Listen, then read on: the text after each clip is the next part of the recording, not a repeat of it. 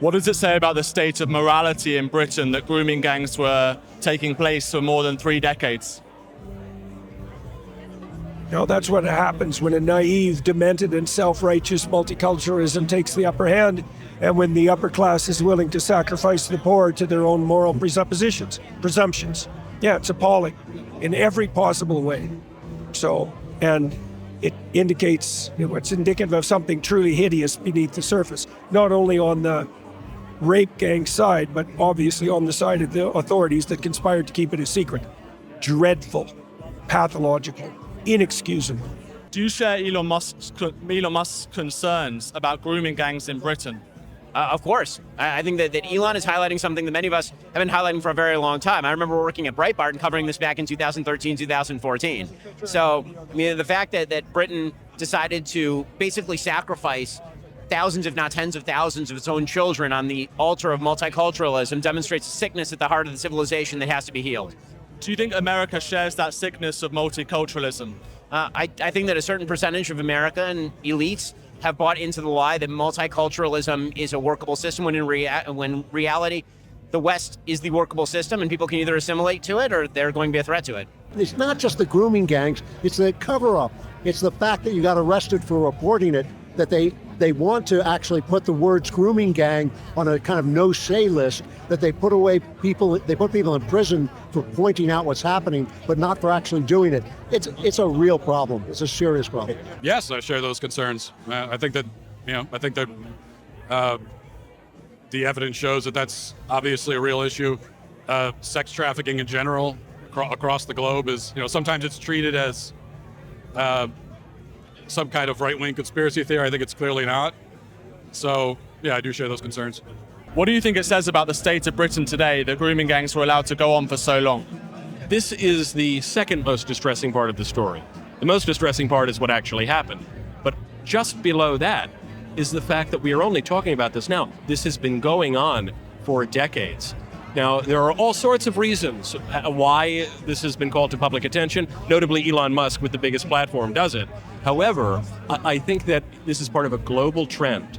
The global left is at its least popular point in many, many decades now. And so these trends don't just happen on one side of the Atlantic. You are seeing a right-wing revolution going on throughout the West. What do you think it says about morality in Britain today that these grooming gangs were allowed to go on for so long? Well, it's ideology replacing morality. I mean, this is, it's what Solzhenitsyn said. This is what convinces people that doing the wrong thing is the right thing. And I think that, this idea of multiculturalism, that somehow this mass immigration can be good for Britain, which it can't, is being protected by covering up the crimes that these people are committing, and it's ideology replacing morality. That's What do you make of Keir Starmer's attacks on freedom of speech? It's exactly what you'd expect from someone who holds his position. It's nothing new.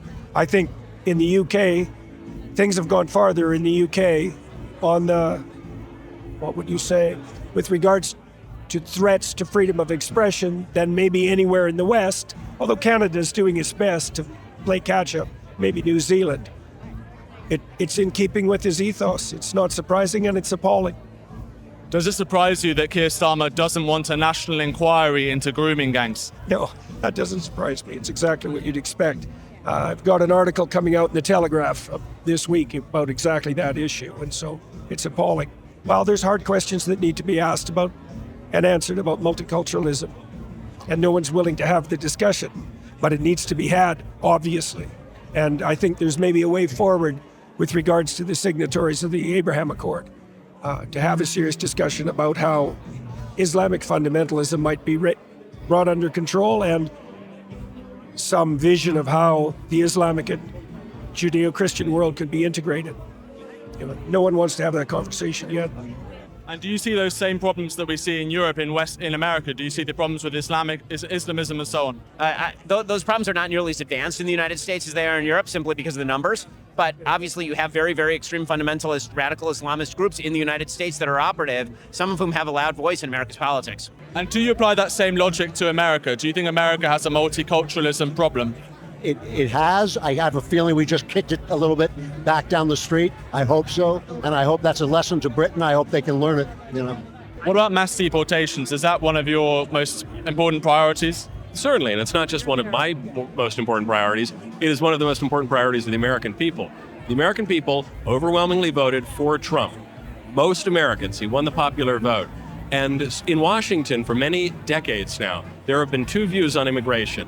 Let everybody in and open up the border, or let everybody in but call them legal. So, but it's mass migration for both sides. But actually, the majority of Americans, repeatedly in survey after survey, and then in elections, have shown they want to drastically reduce overall migration. So the mass deportations are good, but it's really only a good start to the problem. Do you think Trump should curb mass illegal migration? Mass legal migration? I mean, I think, yes. I mean, I think that the reality that we are a country that has a massive welfare state, enormous debts, what that means that you have to be pretty selective about who comes into the country. You can have mass legal migration in a non-welfare system where people have to make their own way and they're expected to assimilate. When you don't have those things, of course you can't just import willy-nilly tons of people from other parts of the globe. It's not possible. Do you think America is like a sports team? That's what Elon Musk said. America like a sports team? Yeah, we need the best people, the most talented people, and so on. I don't know that I would go with that analogy exactly. There's a sense in which that analogy might work. I also don't know where you're leading me with that. What's the next question? I'm talking about immigration here. Yeah. You know, there's some people around Trump who support legal migration, mass legal migration. There's been lots of debate about the H1B visa issue, whether Indians should come into the United States, for example. I just wanted to get your stance on that. Yeah, see, that's where I think the kind of sports analogy breaks down. I mean, you could use the sports analogy in that I want America to win, like I want my team to win. But a team is something that you go and try out for. You know, you're not born into a team. There's not really an identity behind it. Where your country is different. It's your home. It's your homeland. And so it's not as simple as just go find the best people.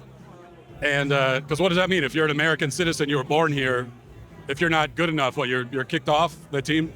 I don't think it works that way. So, look, illegal immigration is an easy issue. There should just be none of it to the extent possible. Legal immigration, I'm for drastically reducing it, at least right now, and giving Americans a chance to get back on their feet. We haven't heard much from Vivek recently, but he said over Christmas that American culture is basically corrupt because we worship too many jocks and we don't support the nerds. What do you think of that? I think there's plenty of problems with American culture. I disagree with him on the H1B issue. There's plenty of problems with American culture. One of the problems, though, is that a lot of the issues in American culture that we could point to and, you know, kind of being celebrity obsessed and that kind of thing is an issue. But you find that a version of that in many cultures. This is it's like a modern culture problem that I don't know that there's any other country you can go to that's going to be better, which is also why, for all the criticisms of American culture that I myself would offer, there's nowhere else I want to go. And I think that kind of tells you something. There seems to be some splits in the MAGA movement, particularly on the issue of H1B visas and immigration. Where do you stand? It's overblown. It really is. I mean, like H1B needs some reform, but we want to bring in people. We want to pillage good people from other countries. That's what immigration is for. So I think the argument is a little bit silly. Just something happening before the action starts. And finally, do you have a message for Keir Starmer? Resign.